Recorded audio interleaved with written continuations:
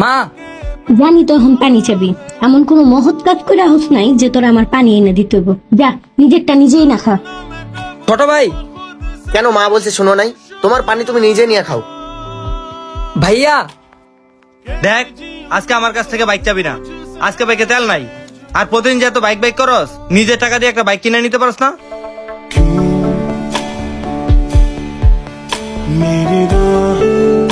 আমি তো তোমাদের বলতে চাইছিলাম আজকে আমার প্রথম স্যালারি হয়েছে। আরে বাবা, আগে কবি না, আমি টেবিলে ভাত বাড়তাছি, তাড়াতাড়ি আয়, খায় নে। আরে ভাই আগে বলবা না? তুমি বসো বসো, আমি ফ্রিজ থেকে তোমার জন্য ঠান্ডা পানি নিয়ে আসছি। আরে আগে কবি না? চল চল চল, আজকে ঘুরতে বেরোমু। আর আজকে কিন্তু বাইকের তেল তুই বেরো দিবি। মানুষ ঠিকই বলে, একটা ছেলেকে তার ঘরের তখনই সম্মান করা হয় যখন তার পকেটে টাকা রয়।